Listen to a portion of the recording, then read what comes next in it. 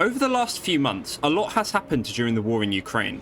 Ukraine's long-anticipated counteroffensive was finally launched in early June with mixed success.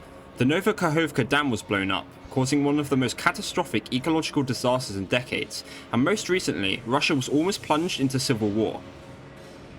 A long-running feud between the Wagner Group and the Ministry of Defense culminated in a brief but violent confrontation between soldiers within Russia itself, and now just 24 hours later, the coup has ended and the war continues. But how did it even get to this point? How did Russia narrowly avoid oblivion? In this video, we'll be taking a quick look at recent events in Russia and how this might affect the wider war. Because events are currently ongoing, a lot of information that's talked about here might well be out of date by the time this video goes up online. I've already had to change the script multiple times as things were unraveling really quickly. Regardless, let's delve in. In the early hours of the 24th of June, Yevgeny Prigozhin, the leader of the mercenary Wagner Group, declared that the Russian army had carried out a missile strike against his forces, killing approximately 2,000 soldiers.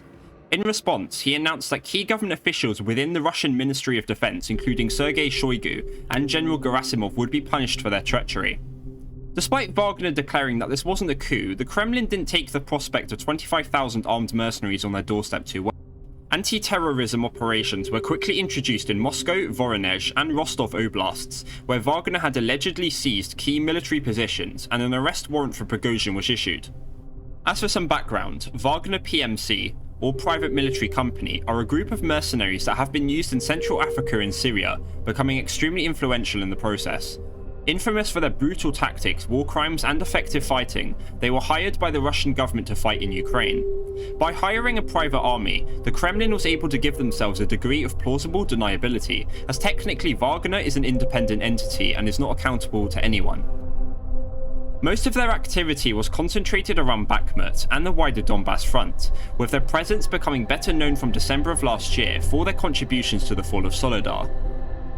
Prigozhin began a feud with Minister of Defense Sergei Shoigu, initially accusing the ministry that Wagner soldiers were being refused ammunition. This then escalated over the months, with reports of shootouts between Wagner soldiers and regular Russian units becoming more common, as well as the repeated threats of completely withdrawing troops from Bakhmut, which would be an obvious disaster for the Russians. On the 10th of June, the Kremlin ordered all mercenary and separate military units to sign a contract with the Ministry of Defense in order to subordinate them to the Russian state, with the deadline being set for the 1st of July. This order was of course refused by Prigozhin, and tensions became even greater. Though skip forward to today, and these tensions have seemingly fizzled out in less than a single day. On the ground, Wagner had claimed control of the Russian cities of Rostov-on-Don and Voronezh with minimal resistance by the afternoon of the 24th.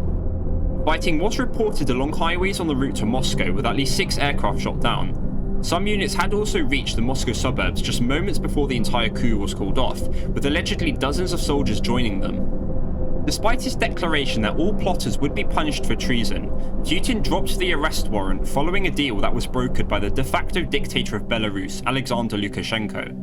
In this deal, of which the details still remain quite hazy, Prigozhin would be exiled to Belarus. The Wagner units which had taken part in the coup would also be pardoned and allowed to sign a contract with the Ministry of Defense. Rumours have also been circulating that both Gerasimov and Shoigu would be sacked from their positions, whilst Prigozhin's safety would be personally guaranteed by Putin. Now, whilst Prigozhin may or may not fall out of a window in the next few weeks, the reasons for this deal are not really known, with some claiming that Prigozhin had overestimated the amount of support he would receive, or Putin realising that he would not be able to hold off an entire mercenary army on his own. Thus, an agreement that would allow both Prigozhin and Putin to save face was hammered out. But again, all of this remains speculation and rumours, so do take it with a grain of salt. Either way, this sudden U-turn hasn't been taken very well, not least by some Wagner units, nor by some Russian civilians that actually supported Wagner. In any case, this is perhaps the greatest domestic danger that Russia has faced since the Chechen Wars. For Ukraine, the sudden turn of events has presented a unique opportunity, as many units, both Wagner and Russian, have withdrawn from the front lines.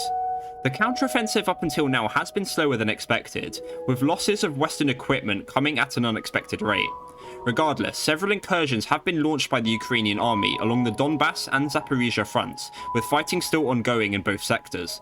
Countries such as China, Belarus, and Kazakhstan have given their support to the Russian government, with Kazakhstan stating that this was purely an internal problem that did not warrant any sort of interference.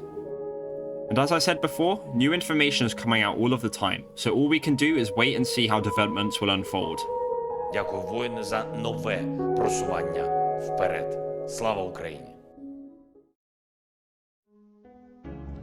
Thanks for watching if you made it this far. Don't forget to like, comment, subscribe, all that usual stuff, as I am interested to hear what your thoughts are, and it really does help out the channel.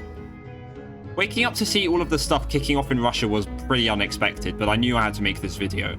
Things are pretty messed up at the moment, but hopefully this video cleared up a few things for you. I'm Irovic, and in the meantime, don't go forming your own mercenary company. Please.